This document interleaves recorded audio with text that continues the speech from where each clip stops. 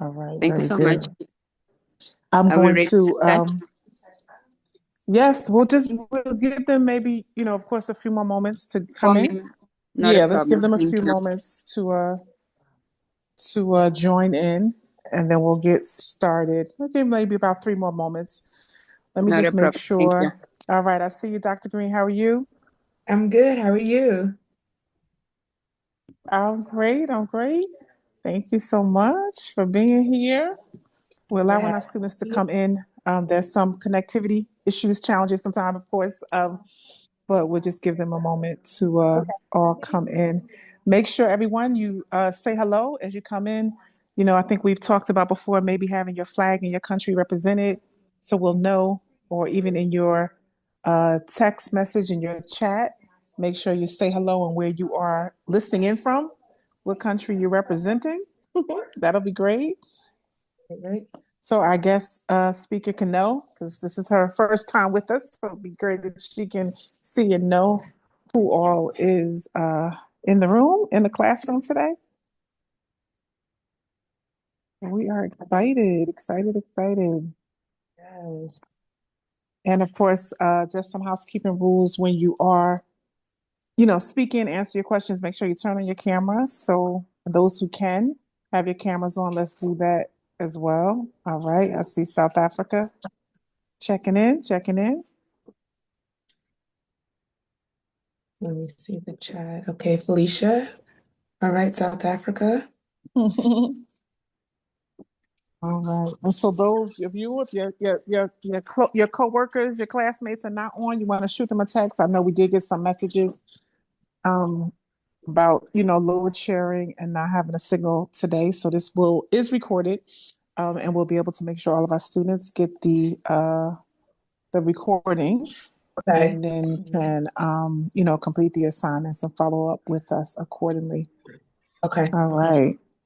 All right, good stuff. So let me just give them maybe 2 more moments and we're going to get started. Okay. Andy, are you there with us? Yes, I'm here. I'm here. Okay.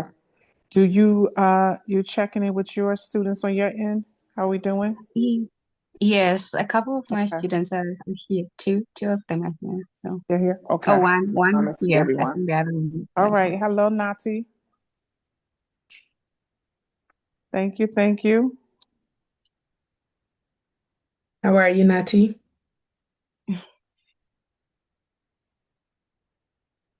I'm fine, thank you. How are you?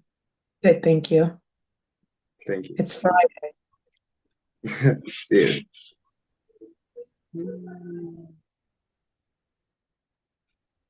Hi, Numa Clavicio.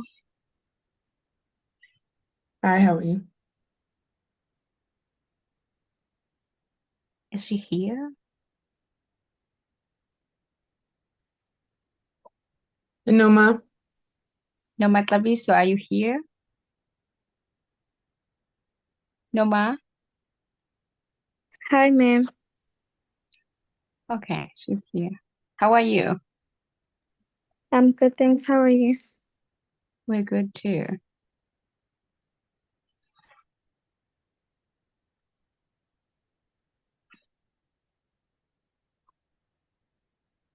Let's see. Who's Mobisel One?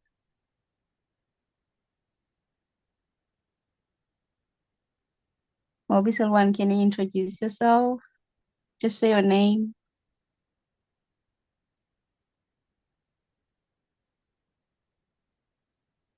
Hi, Lakita.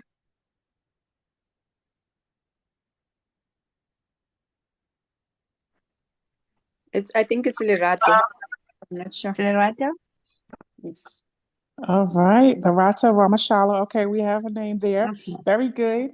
So yes, definitely if your name does not indicate, fully and what country you represent, we want you to put that in the comments as well. But we are going to go ahead and get started. Hopefully you guys can hear me all loud and clear. So I am Dr. Anana and I'm excited for today's session.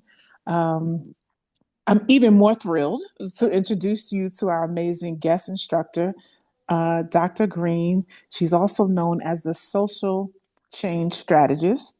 And today's session is understanding emotions and handling conflict with civility. And y'all know we have been talking, the first week has been about civility, and then we tapped in a little bit about community.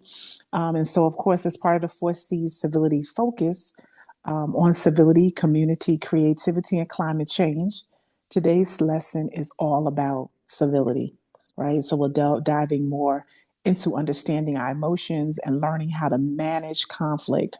Well, no, some conflict is not good, right? It's definitely can be a challenge, but we're going to, really get ready to delve more into respect and the maturity and how it can transform the way we lead and we live. And I know I am talking to leaders today, certainly. And so we're just grateful. So I want you all to get ready as we get started. We're going to have some your pen, your paper, take your notes if it's on your tablet or what have you. But get ready for engaging activities.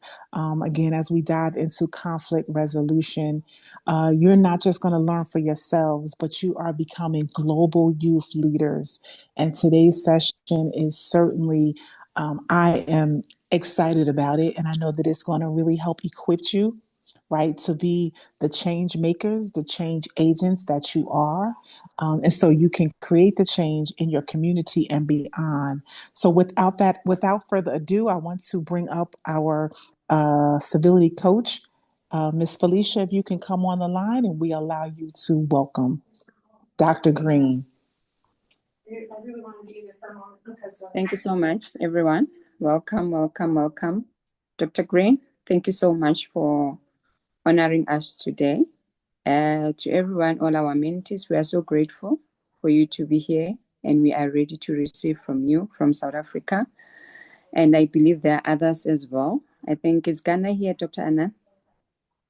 Yes, and from Ghana as well. So everyone, today we are pleased to have Dr. Green with us. Yes, I see Ghana has checked.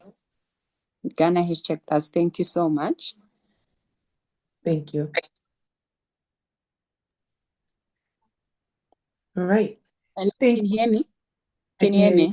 I can hear you. Thank you so much. Sorry, man, I have connection problem. So I'm just going to tell them a bit about you so that also I can know as well about you. Everyone, this is Dr. Green. Dr. Green is a professor specializing in social work, forensic psychology, and diversity in social justice. She holds a PhD in law and public policy, along with degrees in public and administration and psychology. She is a CEO and a founder of Distinct Guidance, where she integrates emotional intelligence, principle of improving relationship, leadership, and systematic change. So today she's here to help us to understand, or to teach us to understand, the emotions and healing conflict within civility. It's not her first time holding workshop. She's holding a workshop around South Africa. Africa. Hello, can you hear me? Yes, we can hear you. Yeah, we got you. Hello. You're here. Go ahead. We got you.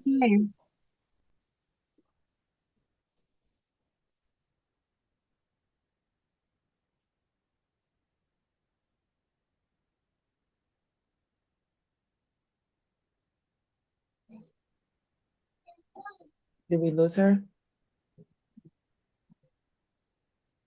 Oh boy, let's see. Technology, but it's all good. It is all good. It seems like There you everyone up go. north is having connection issues. No, it's okay. Let's see. We understand. We keep persevering, right? We're grateful for the Yeah, connection. We're grateful for this medium to do the keep work that we do. So we're not gonna be frustrated with that by any means. We'll just go right into it. As we said, we're grateful for Dr. Danette Green. She brings a wealth of experience in emotional intelligence, youth advocacy, and social change. And we are truly honored to have her join us today. So listen, I want you guys to give her a warm welcome, round of applause in the comments, and just sit attentive to what she has to share with us. So thank you so much, Dr. Green. I'll turn this class session over to you. Thank you, thank you, thank you. All right. Well, thank you guys for having me here today. Obviously, I would not have the ability to be here with you today if you didn't have this amazing program. Thank you for taking time out of your day to be here. You could have been anywhere in the world or anywhere else, but you chose to be here. Today, we're going to talk about essential skills. I'm very big on emotional intelligence, and we're going to talk about understanding your emotions and handling conflicts with civility. And we're going to talk about activities and emotions, how you feel. And we're going to do things. I'm going to send you off with an assignment. And that assignment is going to be meant to help you empower you to the next level. And we're going to talk about scenarios that you probably have already encountered. We're going to reflect on your own personal experiences. So yeah, we're going to, in this next hour, just gather our thoughts, gather our minds, gather our feelings, because your feelings are important. I'm going to get ready to share my screen and we're going to get started. So Anana, if you can just give me access to share, please.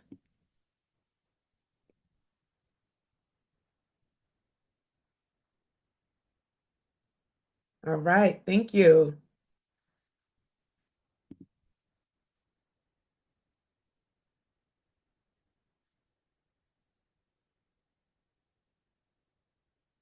All right. So, like I said, we're going to be going through these slides. We're going to actually work on ourselves as we go through, and we're going to figure out what civility looks like with an added flair of emotional intelligence. All right.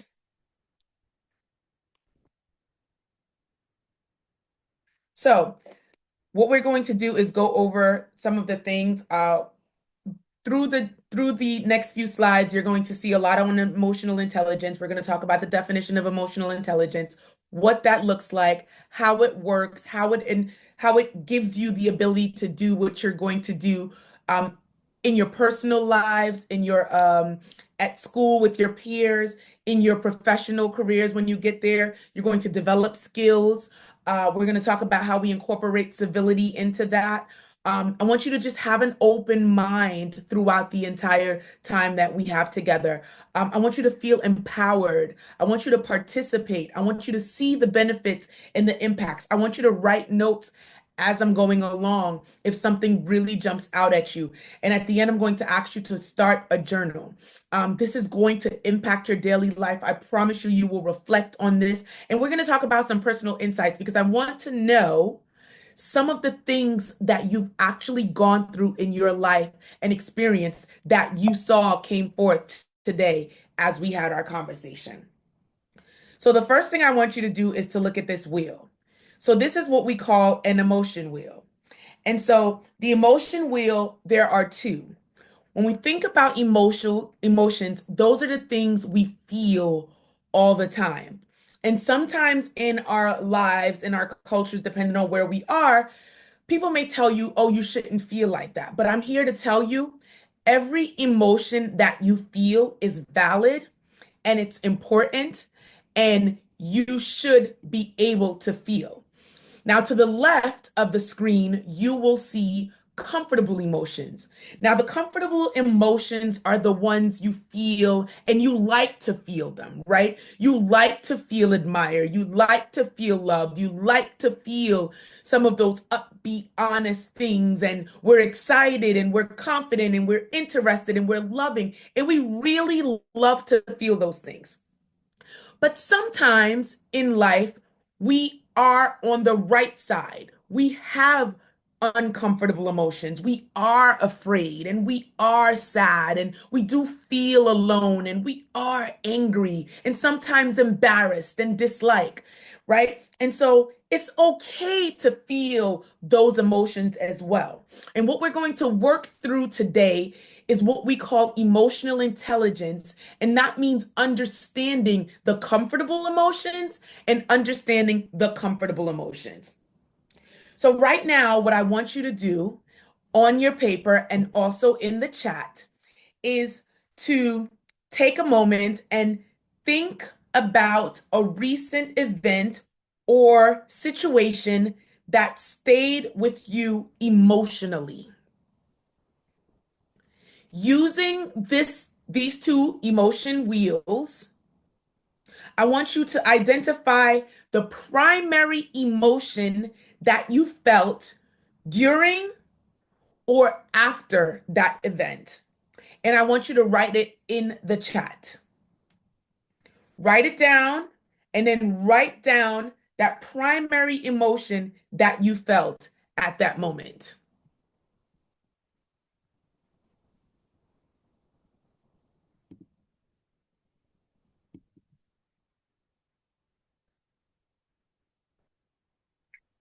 At Sorry, this time, Doctor, could you please repeat the question that you asked or what you asked the people to do? using the emotion wheel, I would like you to identify the primary emotion during a recent event or a situation that really stayed with you emotionally. So look at the comfortable emotions or the uncomfortable emotion because I don't know what the situation is. You are the only one that would know.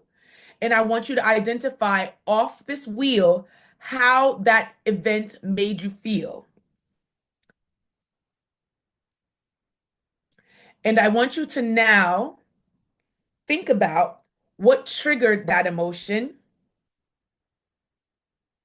how you reacted, how your body reacted, and how your thoughts were about that. And if I can have one brave person to come off mute and talk to me about that ideal situation where you felt something sat with you emotionally.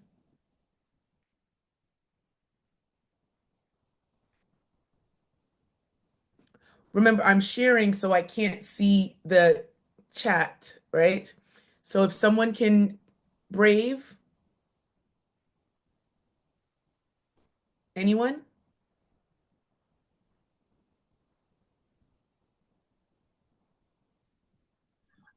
Okay, I'm gonna jump in Thank and you. say something. Okay, so I'm quite a very slow, so I need you to repeat the first statement. An Okay. event that happened recently An event that happened recently where and it triggered an emotion. so whatever happened to you in that situation, your emotions were triggered, right? And I want to know Yes. what you felt at that time. What emotion that off the wheels you felt at that time. Okay, so there was an event that happened recently between me and one of my siblings. Okay. And I think an emotion that I felt was unappreciated. Unappreciated. I don't know if it is here. It might be on the uncomfortable. Uncomfortable. So it was uncomfortable, yeah. Yes, right? So feeling And unappreciated was frustrated. uncomfortable, frustrating, Sorry? right? Frustrating. You said frustrating?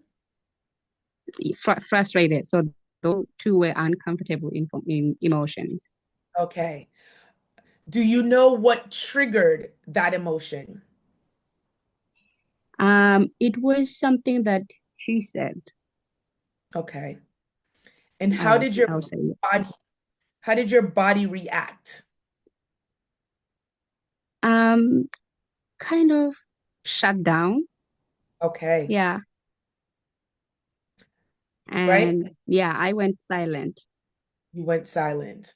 Thank you for sharing. We're going to talk about that. I appreciate that, right? So we're going to talk about how we can work on those situations and get through it, right? So the importance of civility and emotional intelligence is pretty much highlighting the respectful interactions, politeness and courtesy, right? Having some type of constructive dialogue with that person the moment they made you feel frustrated, the moment they make you feel uncomfortable, and having that self-control in that conversation. And one of the most important things about civility and emotional intelligence is that we won't just use it at home with our siblings. or our parents. We'll use it at school with our peers, our teachers. We'll use it in our personal lives outside of those places. We'll use it as adults in the workplace, right? Emotional intelligence is bringing awareness to the situation, understanding regulation, and being motivated to have empathy and providing those skills, right? Those social skills. So civility in this case refers to the display of respect, politeness, and courtesy in our behavior towards another person. And what it does is it involves us being able to acknowledge different viewpoints, because we're never going to agree at all times, but more so agreeing to disagree, and maintaining a level of decorum, respect in challenging situations, right? And then when we think about emotional intelligence, that's is when where we have the ability to perceive, control, and evaluate our emotions when they come up, right? And that involves self-awareness, self-regulation, motivation, empathy, and social skills. And so being able to discuss with people through civility and emotional intelligence is extremely important. Being able to maintain respect in disagreements and a calmness in disagreements is really important. And what it also does is it prevents situation from escalating, and coming up with some type of mutual solution to whatever challenges we're having with the person, right? And so the benefits is improved communication, stronger relationships in the end, and better conflict resolution with individuals. So now we're going to start off with managing emotions. So to develop skills, because managing emotions come with great skills, especially when it's conflicting situations, right? Sometimes the look on this lady's face could be excitement, but it could also be rage, right? And so we want to be able to recognize the emotions that can help us with conflict resolution. So first is self-awareness, and that's a tool that starts very early. And it can serve as a trigger to pause and think before reacting, which is very crucial in conflicts. So self-awareness in definition is that's where emotional intelligence starts. It starts with being aware of your own emotion, recognizing when you're feeling fear, uncertainty, and that allows you as a person to address these emotions directly rather than letting them control your actions, right? So understanding your triggers, knowing and understanding that fear and uncertainty can make you act in a certain way, and finding ways to help you prevent and avoid future things leading to emotional self-regulation. And so to promote civility, and respect and communication during these disagreements, you're managing your reactions, right? There are different strategies that we can use at any given moment when someone just makes us upset. And that being upset and frustrated can come from fear or uncertainty of what's coming next, right? And so we can do things like breathe. You ever heard someone say, count from 1 to 10? You just take a minute, close your eyes, and you just breathe, right? You count to 10, you cool down, you take a minute to set aside some time and not have those heated exchanges that could happen, right? So self-regulation is the next step, and that's managing our reaction to what we've become aware of. So instead of reacting impulsively to fear, what it does through emotional intelligence is it helps you to pause and respond in a more controlled and thoughtful manner. It again gives you the ability to breathe, and sometimes it even gives positive talk. So taking a minute, looking in the mirror and saying, I will be okay. I will let them have their moment, and I will respond when I'm calm. And so when faced with uncertainty, or when self-regulation comes around, it allows you to be flexible and open to new information that's coming at you, and help you to adapt to whatever situation more easily, and helps you to respond more respectfully than just kind of jumping off. And if you remember what the young lady said, she said she shut down, right? And sometimes shutting down is just taking a minute, because if you don't shut down, you're going to respond in an attacking way. And that's what you don't want. You want to be respectful. So you take a minute and you think, and then you're going to respond, right? And that's where we have to come with some type of empathy, right? Empathy is understanding the other person's emotion. So while I have my emotions and I'm going to feel how I feel, regardless of the exchange, I'm respecting the fact that the other person has their own emotions towards the situation as well. So being empathetic, you can feel, empathize, not sympathize. So empathy is giving you the ability to understand their emotions and respecting their emotions, and finding a way to work through it. That so feeling fear and uncertainty can help you respond in a more compassionate way to a person, right? And it can help you support a person, and it can help you strengthen your relationship, and fostering a sense of community when you are able to think the way that they have. It helps you to alleviate your fear, and in some cases, help another person to alleviate their own fear.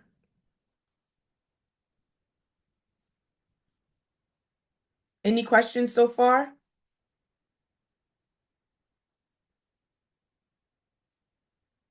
Okay, continuing with managing emotions. The next one is motivation. So turning fear, remember, if a situation has us feeling fear or uncertainty, right? There's a way to turn that fear into fuel, right? Someone says, turn that fear into fuel. Emotionally intelligent individuals can channel fear into motivation. What they do is they use it to drive, to overcome challenges, rather than being paralyzed by that fear and uncertainty. So we take whatever fear and uncertainty we felt in the circumstance, and we are uncertain at times, but having clear goals and understanding the things that are challenging to us can provide us with a direction and a purpose to help us stay focused and become more resilient, right? So they say turn that purpose into passion, right? When we have emotional intelligence, emotional motivation is fueled by a sense of purpose and passion. It encourages us to pursue meaningful activities and objectives, to set our goals in being successful in ways that's beyond our control, and looking at our values and what we want to accomplish to make us more strong and to make us resilient, right? Emotionally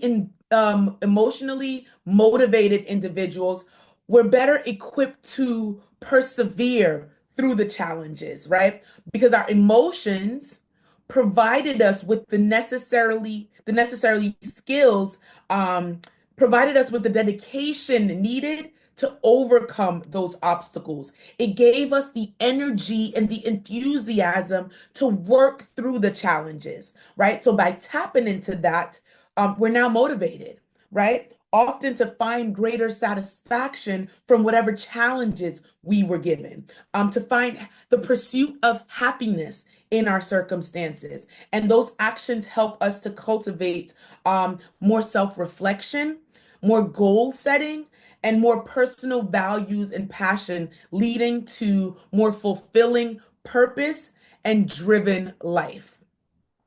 And then lastly, when we're managing our emotions, we're looking at our social skills. So those social skills that we've learned through self-awareness, through through self-awareness, through the other challenges that we've had, gives us the ability to now understand how to build relationship, how to build supportive, engaging relationships that can provide us with the comfort we need. We're self-aware. We know how to self-regulate.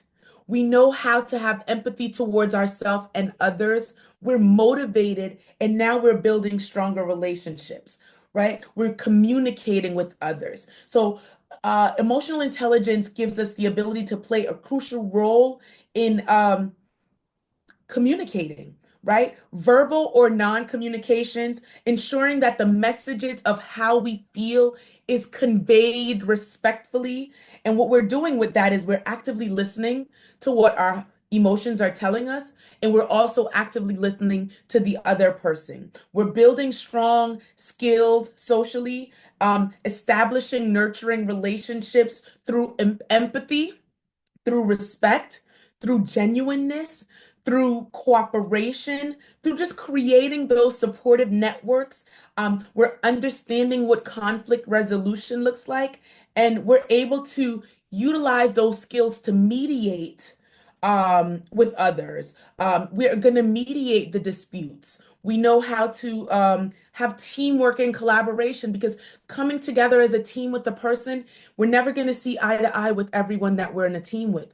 But if we understand how to manage our emotions and how to communicate effectively and respectfully, we can facilitate collaboration, encouraging us to work with others, to agree to disagree, to have adaptability in circumstances that may make us uncomfortable. And what that does is it gives us the ability to seek feedback. We're never always right. And while we might be upsetting the moment, our emotions are able to tell us what we're feeling, and then seeking feedback from others to see, maybe I am not approaching this in the right way. Maybe we can be more emotionally intelligent to manage my anxiety about a circumstance that I was feeling. And now I'm able to step back and think and ask for people around me to give me these things. And so, in that moment of self-reflection, what I want you to do right now as you're writing is I want you to reflect on the situation that we talked about in the beginning. And I want you to think about, again, the emotion that you felt. As the other young lady said, she felt unappreciated. She was frustrated. So let's just say you felt upset, unappreciated, frustrated. What could have changed the outcome of that situation, right? We're going to promote growth, and we're going to work on better conflict management as we go forward from this day forward. And so I want you to write down what could have changed in that moment on that situation. Take a few minutes to do that, please.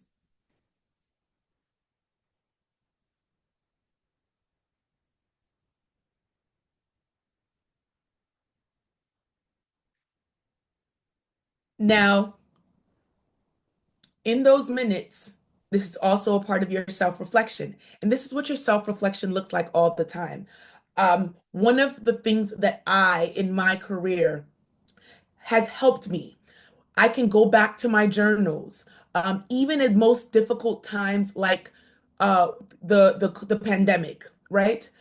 When I look at the growth that I've had as a person, becoming more emotionally intelligent, and you see this road that I've paved for you in front of you right now, we're going to work through that. Because not only do I do research to make sure I'm able to provide these workshops and these talks, but these steps that you see on this road ahead of you, I've changed. I've done the work myself, and I've become a more effective, communicative person in my work with myself and with the people that I cross, right? So here we go. We're going to start at active listening. That's the first step, right? The first step in active listening is being able to pay full attention to the person that is speaking to me, whether I want to listen to them or not, right? Sometimes we just don't want to hear it, but we need to hear it, right? So you pay full attention to the person that's in front of you. And while you're understanding your own emotions as they're coming, because your emotions are thrown at you. We feel upset, we feel hurt, we feel violated, we feel upset, right? Those things are coming at you over time, but the person is still speaking. What we want to do with active listening is to understand that their message is also packed full with emotions, right? And then we process. Now, sometimes this is a conversation, so we're going to respond, right? We're going to take a moment and we're going to respond thoughtfully. So you ever seen an argument with two people going back and forth because we're just upset and we're going back and forth and we get nowhere with arguments, which is why people who have misunderstandings with me seem to say that one, I'm smiling, or, I seem to not be bothered because I'm not, right? Because I'm living in a space where, okay, I understand that this may be frustrating. And even sometimes I might smile, right? Dr. Anana, you can attest to this with a situation that you and I had one day, and I was smiling, right? And I don't know if you want to talk about what you saw in my response, Dr. Anana, in that space. When we were in an environment and someone came over and was trying to move us. Do you remember?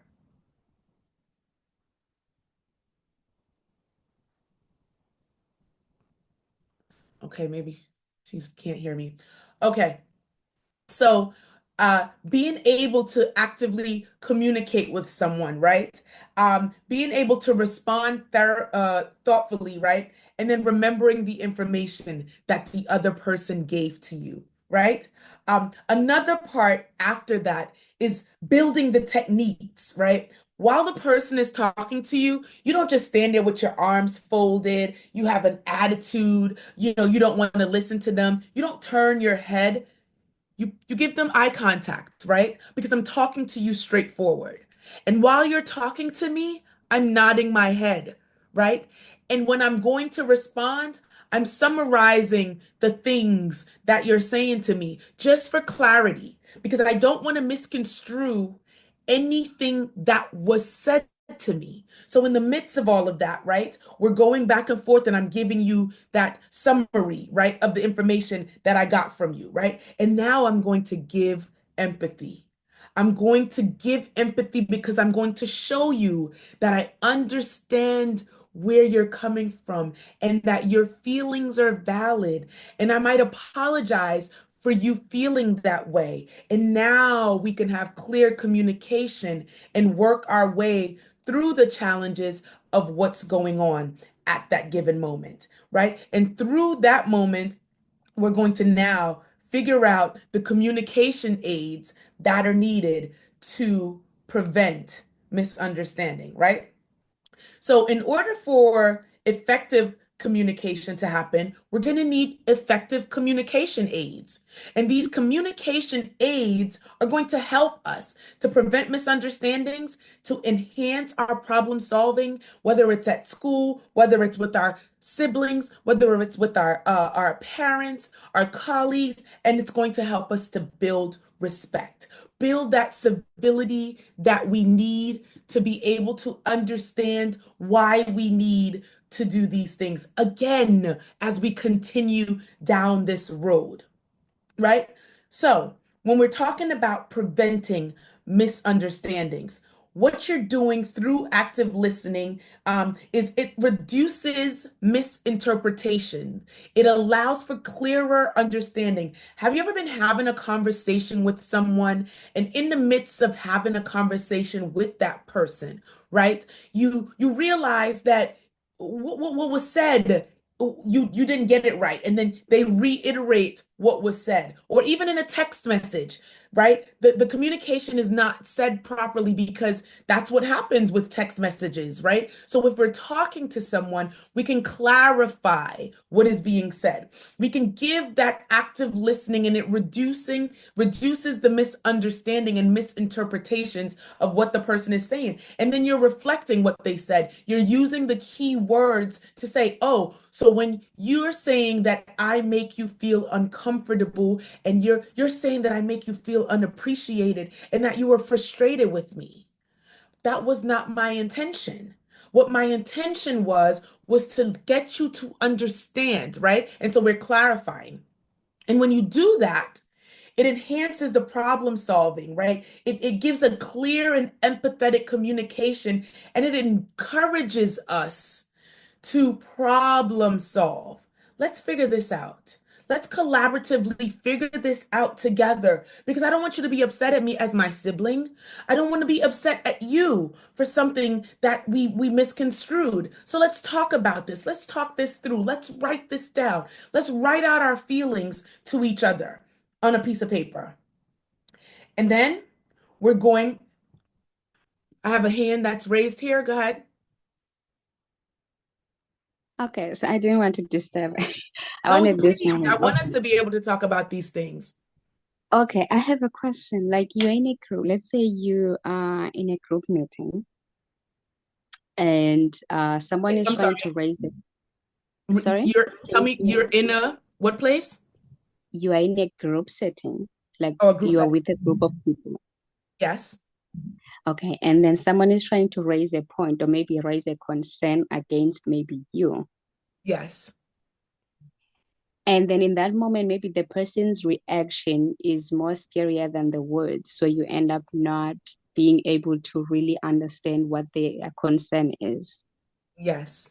So would removing yourself in the situation at that moment be part of emotional intelligence or no? No. So removing yourself from the situation, perfect example. Removing yourself from the situation is going to leave the situation there. So we're not enhancing problem solving. While you want to be respectful, and if the person is irate, then of course you're going to remove yourself, right? But if this is a group setting and we're trying to get to one collaborative response, or one we're coming to we have a goal, you want clarification. So what's going to do, right? So what you should do is ask again for a clearer understanding, because maybe there's a misinterpretation there, right? And so you can reiterate what you got from that. And so what you would say, and one of the things that I want to say that I did not say before is, when you're having a communication with the person, the best way to get a person to understand you is find the one strength in everything that they said. So let's just say that, someone's going off on a tangent and they said one thing that you may agree with, right? The one Okay. that you agree with, start with that. So you may say, I agree that we all need to come to an understanding with a uniformed understanding. What I'm not understanding though is when you said this, that, and that. Can you clarify what you're trying to say? Because what you've now done is you've given the person the upper hand, and you've used the strength. So when you use a strength-based perspective and this is even with relationships, right? When you highlight a person's strength first, you're empowering them, right? And empowering a person kind of, they come off of the defense. So a lot of times when people are going back and forth with you in an argument, they're on the defense, right? And so if you empower them a little bit, you give them the back, they back off, because now they feel empowered and they feel like you're listening to them, and they bring it down a tad bit. Does that help? That makes sense. Yeah. Okay, so that something like that, and see in the middle of the road here where we see enhances problem solving, clear and empathetic communication encourages problem solving. Another thing that we tend to do in those disagreements is we tend to use two words, and the two words that we use, or three, one of them, one is calm down, right? And another one is relax. Do we use those words a lot? Right? And then what happens when someone says calm down or relax?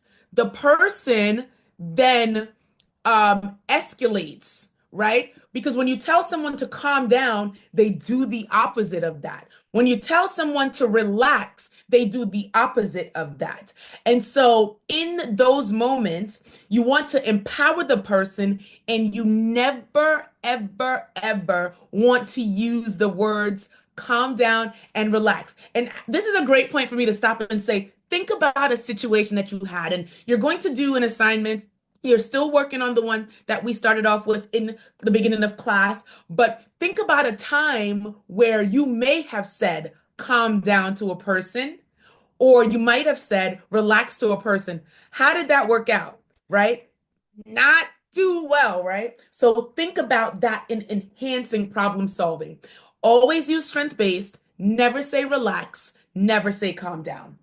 That's going to help build respect because you're effectively communicating with the person and you're allowing that individual to feel heard, to feel valued, and they do not feel disrespected. Even though they may have disrespected you, you're not giving it back. You're giving them empathy and you're giving them the reason to believe that you value what they're saying. And I really want to hear you, and I'm not going to be disrespectful. I am not journeying backwards down this road. I am going forward up this road. And this is the journey that we're on, right? We're still on the road, guys. We are still on the road, but we are almost at the end, right? So, in working through civility, in working with our civility, right? Our genuineness, our competence, our respect in communication and conflict resolution. When we talk about the social issues, let's talk about evolving friendships, right? Can happen. Our social cliques, right? And peer pressure. Those things can lead to misunderstanding and a lot of disputes. Can they not? Those are everyday situations. Our friendships, our peers, our social cliques, the pressure of being in school and peers and everything. We get misunderstandings in those situations and disputes more than anywhere else in our lives, right? Those are where the primary disputes come from. That's another one. You guys are educated individuals, right? And as students, come on, like, let's be real.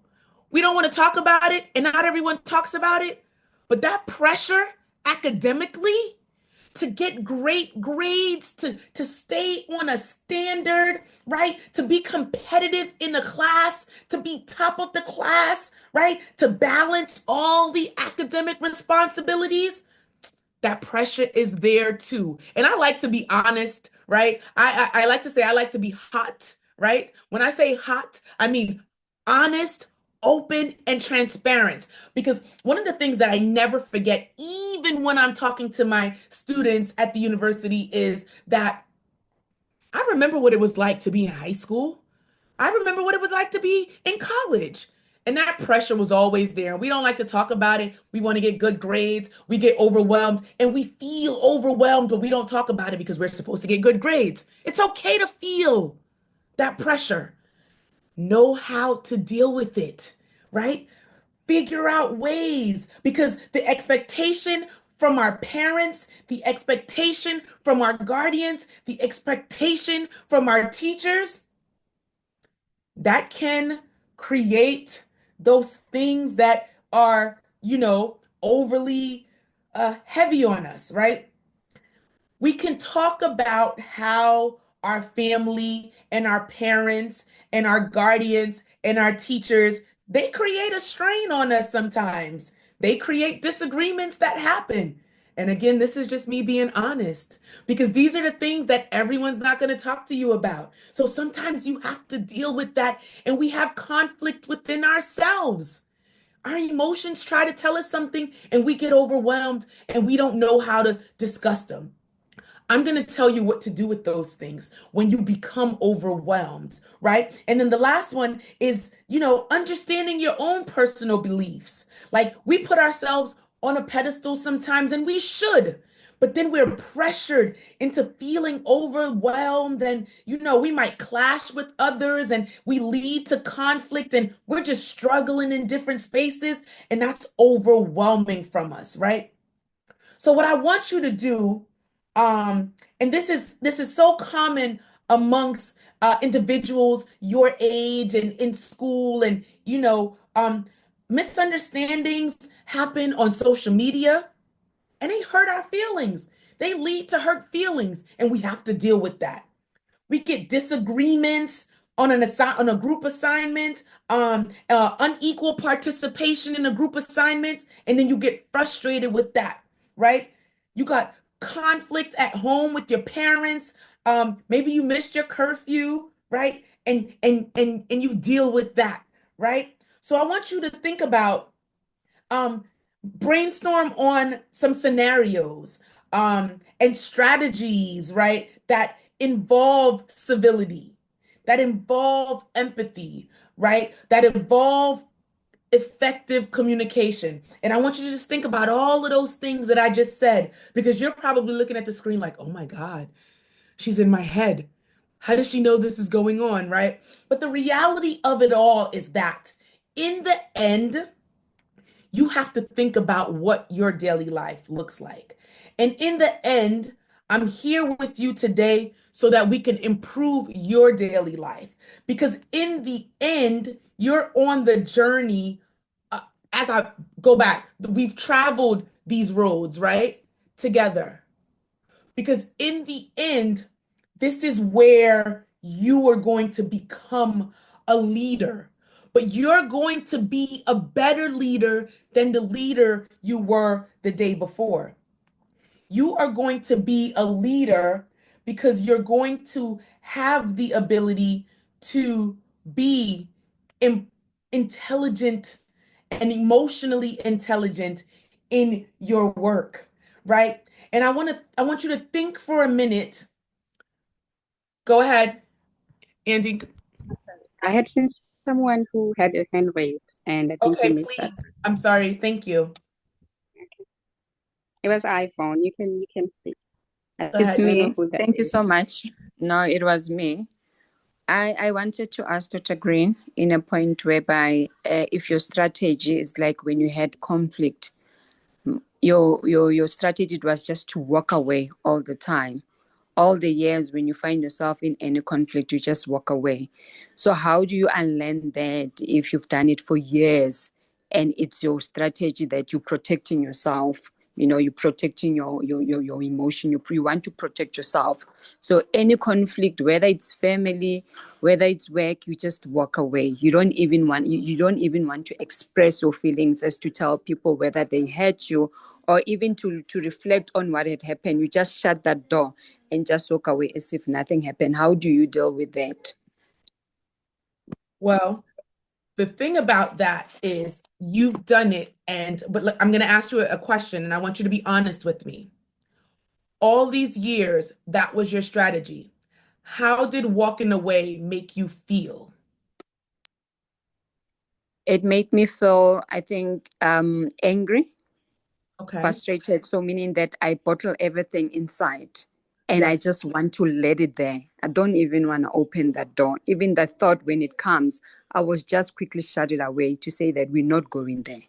We just Okay. walk away. We're not going to touch that. And then that's it. So I suppress whatever that I'm feeling to make sure that whether it comes after 3 days or after a month or three, I will always suppress it. Okay. And then my next question, thank you, is when you suppress it, right? It doesn't go away. If this is a person, let's just say a partner, or let's just say a colleague, this is someone you still have to interact with, right? And let's just say you have another conflict with this person and you walk away again on Tuesday, and then you walk away again on Friday. The communication is not there and there's no resolve. So my strategy to you is to allow yourself to identify what is giving you that feeling of uncomfortableness, frustration that that person is saying. And while you may walk away the first time, you may the second time have a better way to handle it because you went back and you reflected on it. And when you reflected on it, I want you to take a minute and think about your thoughts, right? What were you thinking at that moment? How did that person make you feel? What did that person do to make you feel? So you're looking at a few words. The trauma behind it is that whatever it is with that person, they are making you angry. And so if you keep going away, you're going to be triggered every time that person speaks to you because you have unresolved issues. You're never going to make it to triumph, right? And so my suggestion is that one of those times after walking away, you take a moment and process it. And then instead of walking away, what you say to this person is, I've allowed you to speak, and I appreciate you for expressing your feelings. But what you said made me feel, and tell them how it made you feel. And as a result of that, it is uncomfortable to work with you in this environment. Because here's the thing. You cannot ever change another person. The only person you can change in your journey through emotional intelligence is yourself. And it's not healthy for you to keep bottling it in because it does not go away. I guarantee you that when you release it, you will feel such a burden lifted off of you because now you have given yourself the freedom of letting that other person know how they made you feel. And you'll be like, yes. You might go in the bathroom and scream, like, yes. Like, I can't believe I just did that. And it empowers you to speak up for yourself going forward. Did that help? Does that make sense? Yes, it does make sense. Thank you so Okay, so much. that's what you're going to do the next time, right? Definitely. Gonna work on I'll it. speak out. I won't walk away anymore. No, never. Please don't. Okay? All right. So you guys are thinking of where emotional intelligence or civility helped or could have helped you in a revolving conflict. And this was perfect at the right time that you brought that forward. So I'm grateful for that question, right? Can Uh, I go Grant, ahead, please? please. You hear me? Yes, I can. I love it. I love it so much. I was just moving about, but I like the question Felicia had, and then also the fact that when you say what you did or however it is, this is how it made me feel, then the other person has to own that. You know what I Yes, mean? Like it put all the yes, pressure on, like you're this is how you feel, this is what you're dealing with, right? But it's like yes, I have to person, if I'm the other person, right? Then I have yes, to sit, yeah, you know what I said just made you feel sad, or what I yes, said just made you feel inadequate. It's not so much that I own it or not, but I gotta sit with that, right? And I have to like receive that at some point or another. There's no denying it. But when nope, you don't, right, and that person closes, it doesn't give me the opportunity, to understand the impact, right? So I'm clueless, for yes, whatever accountability, whatever my responsibility, I'm clueless to it because that was never shared to me, right? yep, So I think everybody wins, right? When you do share, like everybody yes, wins when you express yourself, and when you shut down, there's no growth, there's no opportunity for learning, for healing, for growing. When we shut the door and walk away. So yeah, I think this was just a great question. And we all all, even with our children, our parents, our inter dialogue is such an important thing to allow for that. And Absolutely. so thank you for that. But I just wanted to just add that to it. I appreciate it. Thank you. Thank you. All right. So we're closing in. We're going over. So now we're going to work on our practical application, right? I want you to just kind of think about all the things that I've said throughout the last hour, right? The most important thing I want you to do is I want you to first take a minute and recognize your emotions. Recognize them. I feel, boom. It's you're using those I feel words, right? The essential skill is recognizing and understanding, right? We're practicing our communication, we're managing and resolving conflict civilly, right? Because if we can't manage these conflicts civilly, we're not going to be able to move forward. We're not building great relationships, right? We got to think about using I statements, right? How do we use I statements? Well, I statements are in our head. You're not standing there in front of the person and saying, I feel, but in that moment in your head, you said, I feel upset. Okay, right. So now you've just owned it. You feel upset. Now you have to let the person know that you just made me feel upset, right? Because you identified that. And identifying it and giving it that I female, that I feeling and that I think it's without assigning blame, right? But that's just how you feel, right? And then you're going to seek collaborative disagreement solutions to disagreements. You're going to figure out how to focus on mutual respect. And respect is given, respect is earned. So I don't care how much you're going back and forth with a person, you don't disrespect that person because that leads to frustration and that leads to bigger arguments. Never use the word relax. Never tell someone to calm down and believe in your I statements, right? So now here's your assignment, and you might have to take a screenshot of the page. But this is what I want you to do over the next 2 weeks. I want you to maintain a journal over the next coming weeks. And I want you to actually maintain this journal for the next 2 weeks, but then we're going to work on it going forward as well. I want this to be a part of your everyday life going forward. I want you to document and reflect on any emotions or conflicts you encounter, focusing on these key aspects. I want you to briefly describe the situation, what happened, who was involved, right? I want you to identify the specific emotion you felt, frustration, anger, joy, and then I want you to kind of tap into how you felt.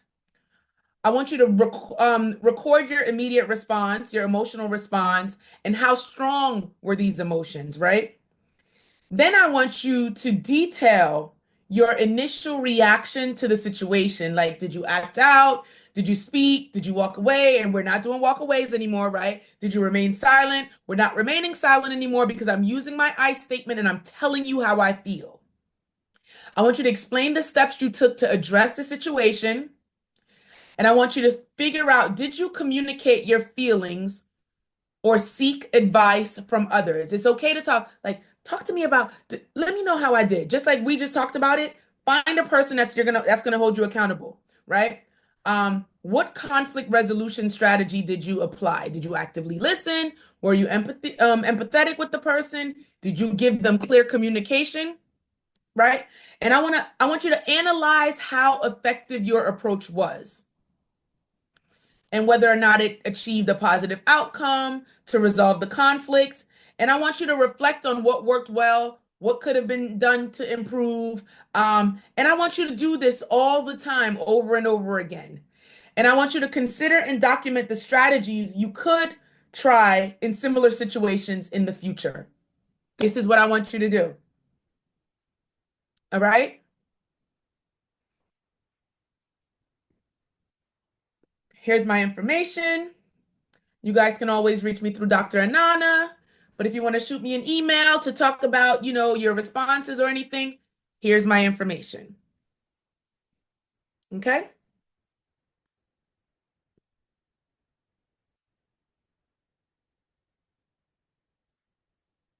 Any questions?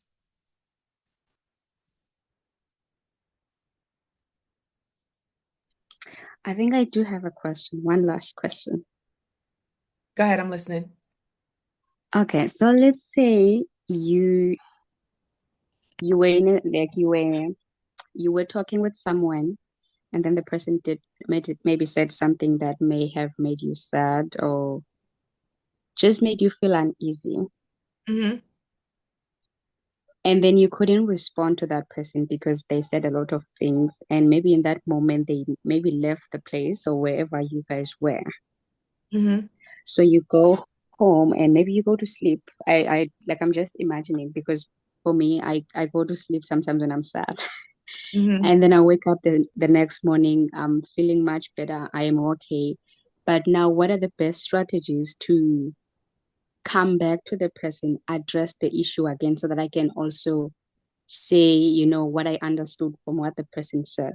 And also just have that conversation again, see if we can come to a mutual understanding. A perfect question. So I think what you should do, what's the best strategy at that point is you've given yourself time to reflect, right? Identify your I statement, right? I felt, and I felt such and such because of such and such, right? I felt disrespected because you said, and Yeah, what let's you, say what made me sad, it's not just what they said to me, but it's also knowing that that is how they feel. Like it's like okay, I have empathy over what they said, but it was a lot, and maybe they even got mad and angry. They have all these reactions. So realizing that is the cause, or maybe I am the cause of all that must have made me sad. Then I decide to okay, take time, and then when I come back again, the person may be acting normal because I'm also normal now. We are all feeling okay. How do I go back to yeah. that conversation? Which is why I say that you should do it right away. But if you don't, it's okay to have that conversation. Again, remember I said let's start with something strength-based. So, if you agree with what the person was saying, but it still made you sad, that's okay, right? So you may say, I agree with what you said yesterday, but it doesn't help that it made me feel this sad. And the reason it made me feel sad is because I realized that maybe I've hurt you, or maybe my actions, hurt you in a way. And I don't like that. So how can we communicate in a better way so that we don't get to this point? So that I'm not offended by the things that you say to me. And how can you speak to me in a respectful way so that I'm not hurt by the things you say? So be honest with how you feel.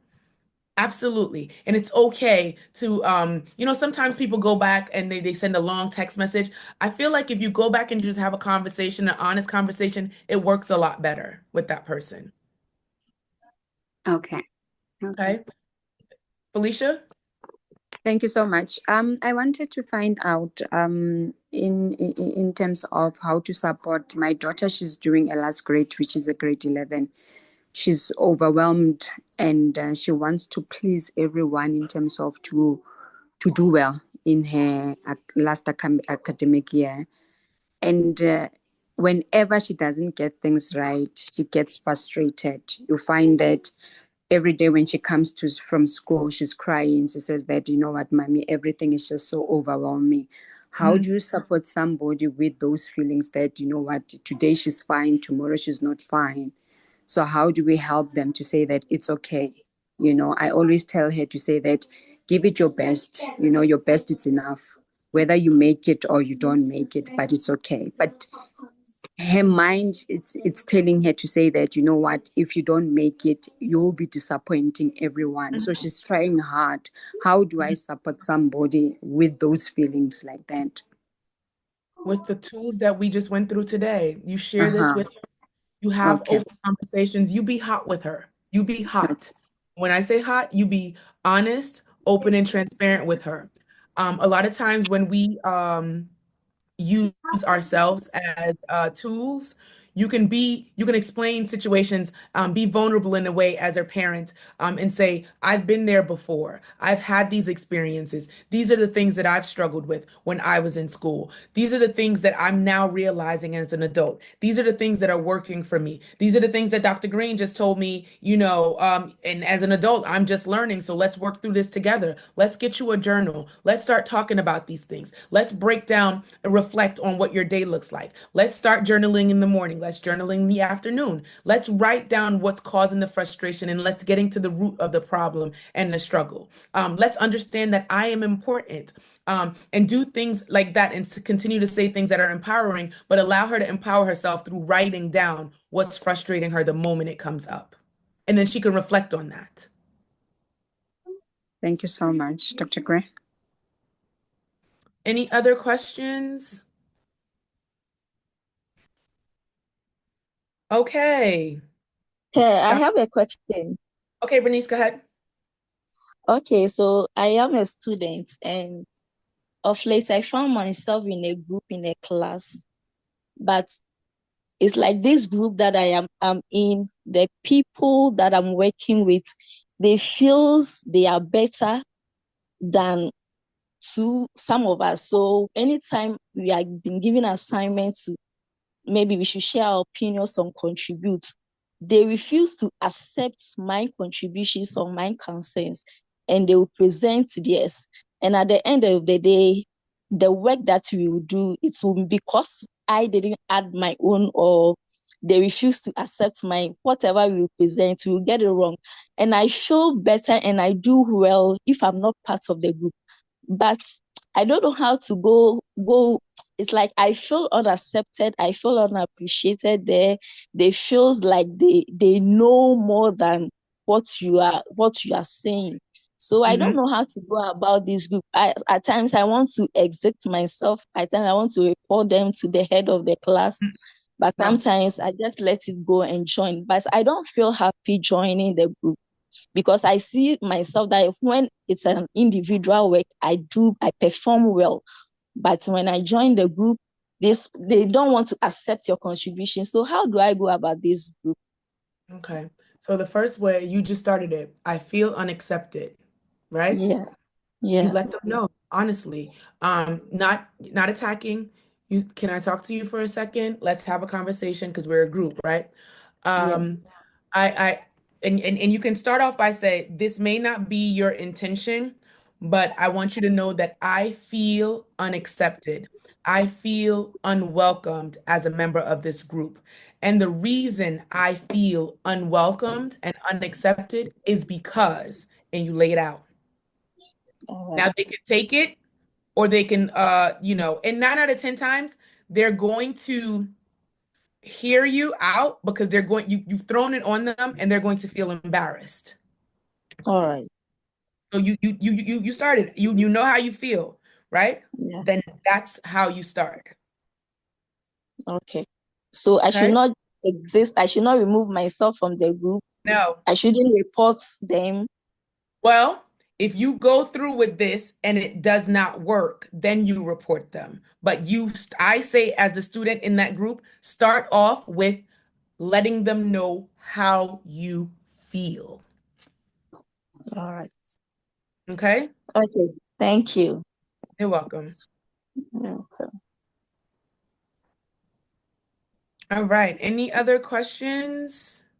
Any questions in the chat? Let me double check. Okay. All right, ladies and gentlemen, we have Ma'am, I have a question. okay, So go ahead. how do you deal with the pressure of, okay, I'm a student and I'm in grade 11. Hmm. So last year I could say was my academic breakthrough. I started getting serious at school, getting in the top 10, achieving and doing all these things. But now this year I felt like at the beginning of the year I started maybe falling down in my academics. Mhm. Maybe I'm not sure if this is influenced by the group of people I sit with, because I sit with people who I are doing extremely well in academics. But Mhm. now the pressure of having those friends and the pressure of saying, no, I love science, I love doing math. But at the same time, I'm only majoring in one, and the other one I'm not really majoring in it, but it has to be a part of me, because Mhm. whatever the thing that I like includes it within my stream, within the things I want to do. So how do I deal with those emotions of always being disappointed in myself for not understanding what I should be understanding, with not flowing with I want to flow with not achieving the marks that I'm always aiming for? So how Yeah. do I deal with that? You have to give yourself grace. The same way we're talking about dealing with conflict with other individuals, you have to work on that conflict within yourself, right? So it's the same steps. Figuring out your I statement, I feel, and then figuring out why you feel, right? And then once you start to do that, you start to reflect on a lot of the things, you regulate your actions, right? You are putting the pressure on yourself. So how can you work through not putting that pressure on yourself? Because just like we're respectful and we have civility with others, we need to have that within ourselves as well. So you identify your I statements, you write your journal, you take the strategies and you break through the road, and give and be more compassionate with yourself. Those things are not going to go anywhere. You can't change the outside factors, but you can change how you feel on the inside about those outside factors. What things can you change? What things can you not change? Work on those things, right? Realign yourself with individuals. Maybe those people right now, like while they help you in certain areas, there might be it might be harmful for you. So you might need to step back, right? And just kind of have that relationship and build a relationship with yourself. But you have to give yourself compassion. And it seems like you're not doing that because you're hard on yourself. You have to give yourself a little bit of grace, right? You know what kind of student you want to be, and that's going to happen regardless. Figure out what motivates you, right? As we said in the beginning, we understand the self-awareness part. That's the first piece, right? What is your regulation to that? These are how you feel and how you respond to those feelings. Now, what's motivating you? Whatever is motivating you is giving you the ability to feel overwhelmed, right? So kind of you have to um rearrange the narrative, right? It's your story. You write that. Nobody else can write that for you. So all of that work that you're talking about starts within yourself. Okay, ma'am, thank you. You're welcome. Anyone else? All right. Thank you so much. We are so grateful and we are so honored. I nearly wanted to disconnect from the session because now during the day I was preparing myself to introduce you, and I worked on everything. I memorized everything, and when the Mhm. time came and then everything just disappeared like that. Now I'm reflecting on my emotion. How did it make me feel? I wanted to say, you know what, I'm not logging in back again because now I felt disappointed. I felt like I was not good enough. I felt like a failure at that moment. But I'm Mhm. glad that I reconnected again because it has helped me to reflect on myself, to say that you're not running away, but we want to work on things that didn't go well. How did it make you feel? Or it made me feel sick. How do I Yeah. improve that? Okay, we're not running away. You're not a Yes. failure. You can do better. So for me, thank you so much. It You're worked welcome. for me that even going forward, the relationships that I'm going to have, the conflict that I'm going to face, then I'm going to be able to know how I face them and how to overcome them. Even the journal, you helped me to help my daughter, but I believe also it will help me as well. I believe that it will help also our future leaders to Yes. jot down what we are feeling, to put our feelings, like when you express your feelings in writing, you take Yes. everything down, and then it Yes. will help us as well in the future to do better. Yes. And I believe that what we have learned today also, to our leaders that we have today, others that are leaders at school. So whatever that we learned today, we can take it back to our friends at school to say that, you know what, When one is faced with a conflict, this is how we're going to do it. We're not going to run away, but we're going to analyze the feelings that we are feeling and how to help them to deal with them as well. Yeah. Yeah. Thank you so much, Dr. Green. Thank you. We appreciate everything. And trust me, the knowledge that you have installed to us today, even other leaders here in the group, is going to take us further. I believe that also I'm going to instill it on my kids so that even tomorrow they can grow knowing that it's okay to express yourself. It's okay to tell somebody, how do I feel? Because sometimes for you to tell somebody, it feels like it's a crime. Sometimes you put their feelings before your feelings to say that maybe if I tell them that they hurt me, then I will be offending them. But today, all of us that we are here, we know that it's okay to speak your mind. It's okay to tell people how you feel. It is okay. It's not a crime. And thank you once again. Thank you so much. May you come back again, please. Absolutely. We would love to have you back again, Thank you so much. You're welcome. Thank you, Felicia. I don't know if any other coaches want to say hello before we let her go. Her schedule is extremely busy. I know she has to get to the next appointment, next class. Anyone else have anything else to share before I give closing remarks? I don't know who else. Okay. Sorry. Yeah, I just wanted to say thank you too. Thank you so much. I think I also learned a lot today.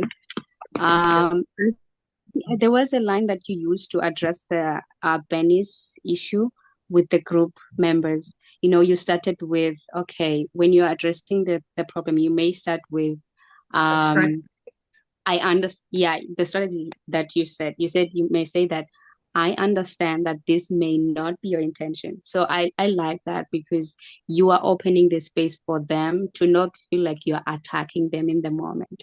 So I really feel like I'm going to improve in my communication because I tend to think that I am perfect. I think a lot of times I use my own feelings.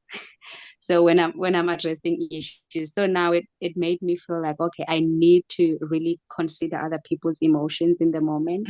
I need to listen actively, and also I need to address myself clearly and respectfully. So I really appreciate everything that you taught us today. Thank you so much. And yes, please do come back. Thank you. Yes, because definitely. we enjoyed the class today. Thank you. Indeed. Thank you. One last comment. Anyone else? I'll try to give you guys time to obviously express yourself. Yes. And this, we come together, your thoughts, your feelings are important, and this is a space for that. But in closing, again, I want to just say a huge thank you to our guest today, Dr. Green. He's doing his thing with us. Yes, he is. Yes, he is. Example of that. Thank you for sharing your wisdom, your expertise on emotional intelligence and conflict resolution. Let's, of course, guys, give a round of applause again. Put it in the comments, emotions, all that kind of stuff. Please make sure you can. And I can share with you all the best ways to follow her and give her any feedback, anything that you want to share. I'll make sure I get it to her. But listen, look, one of the most important takeaways from today's class from me is that we all have emotions. Right? The person you in conflict with, they have emotions. You have emotions. We all have feelings. And what matters most is really how we understand and how we manage them. So emotional intelligence is not just about recognizing your own emotions, but it's also responding to others with empathy right? Respect, and of course, civility. So conflict is a natural part of life. Right? I don't know. You probably can raise your hand. Did you have a conflict today? Did you have one yesterday? Right? We all can say within this week we've experienced conflict, right? But it's not much that issue, but it's how we handle it, and that's what really defines our character and really builds us as leaders. So now you got the tools. We just added to your toolbox how you can navigate difficult situations with your parents, with your teachers, with your friends, right? With people just academic, right? With your teachers and different group leaders. But we want you to stay calm, confident, and be able to clarify your feelings, right? And what you for others. So this was just great. Stay active in it, guys. Keep listening. Keep doing the work, because you really have the power, right, to turn conflict into opportunities, right, into growth, and more importantly, into connection, right? So we can continue to go and grow in civility. So I encourage you all to apply what you've learned today. Don't just hear it. Let's go ahead and apply it, right? Practice these skills in your daily interactions and continue being bold. Y'all know we say be bold, be you, right? But do it in a respectful way, as we are the change makers. So thank you again. I will give you opportunity to give any closing thoughts, Dr. Green. But again, all the 4CU civility change makers, thank you for tuning in. And I want to see, we want to hear about the results. We want to hear about, oh, I did something differently. Like, make sure you communicate and exchange with us going forward. But Dr. Green, I'll give you closing remarks for this session. Thank you guys again for just being the sponge. I love pouring in, and in a little bit, you'll be able to pour into someone else after you leave here. So this is a journey. I didn't just put that road map on there just because it looked cute. I believe in a journey, and we're never going to be perfect, but we can be perfectly, going forward. And so continue to take this journey. Keep bringing others on the journey. Don't let anyone take you off this road. Keep floating along the line of this road towards your strength and leadership, and be emotionally intelligent and feel. It is okay to feel. Don't let anyone tell you anything different. Have a nice day. Awesome. Listen, you guys, have a great weekend ahead. You know your homework.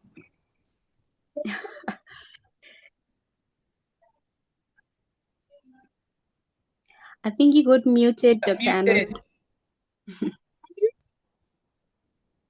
It's okay. Don't worry. Good. All right. Don't worry. Right. Blessings. Hey guys. Thank you.